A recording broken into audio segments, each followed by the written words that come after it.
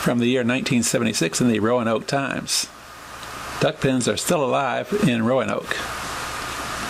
Many local residents thought duckpin bowling passed away quietly here a couple of years ago when Luck Lanes closed. But the little brother of 10-pin bowling is still alive in Roanoke, barely.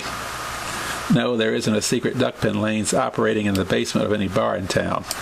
Nothing like that. But there remains 5 die-hard duckpin bowlers who are members of the Virginia Pro Duckpin Tour.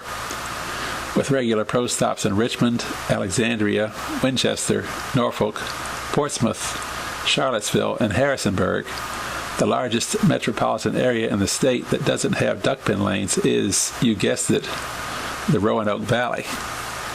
But that doesn't stop Ray Saul, his brother Roy, and 3 other duckpin enthusiasts, Bill Sanford, Bain Key, and Wayne Weeks, from pursuing their favorite pastime. We go up to Terrace Bowl in Charlottesville about every other weekend just to keep in shape, said Ray Saul, who has been bowling ducks for most of his 48 years. And then we bowl in the Pro Tour once a month around the state.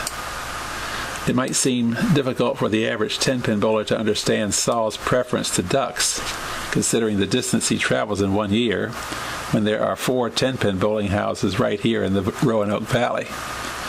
But neither Saul, who carries a 131 duckpin average, nor any of the other members of his group even bowl 10 pins. I bowled in a 10-pin league about 6 or 7 years ago, he recalled, but that was it for me. It just wasn't challenging enough for me. In 10-pin, you've got that big ball and those big pins.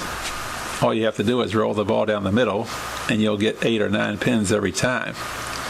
But in ducks, if you roll the ball right down the middle, you could very easily knock over the 1 and the 5 pins and leave 4 pins on each side of the lane. But the 48-year-old Saul, who grew up on a steady diet of duckpins, doesn't have that problem very often these days, having developed into a pretty good duckpin bowler over the years. It took me 30 years to get my first 200 game, Saul admitted. But then, within a matter of 6 weeks, I had about 3 of them. Considering Saul says his 131 average compares to about 190 to 200 in 10 pins, a 200 duckpin score doesn't come easy. It's a whole lot harder to get the big scores in ducks, Saul explained. Last year's overall champ had an average of somewhere around 144. Saul says he never gave any thought about the long distances he travels. And considering he hasn't missed a pro tournament in several years, it's easy to believe him.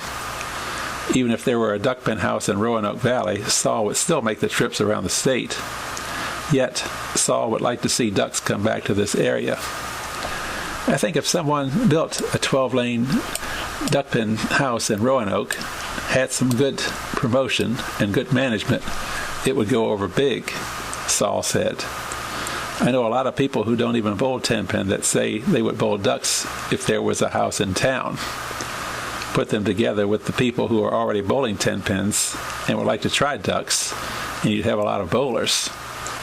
When building plans for the Vinton Bowling Center were in the early stages, a couple of duckpin lanes along with the 10-pin lanes were considered, but those plans fell by the wayside. Saul can only hope that ducks eventually return to the Roanoke Valley. But the big question is how long it will take for someone to realize the market is there.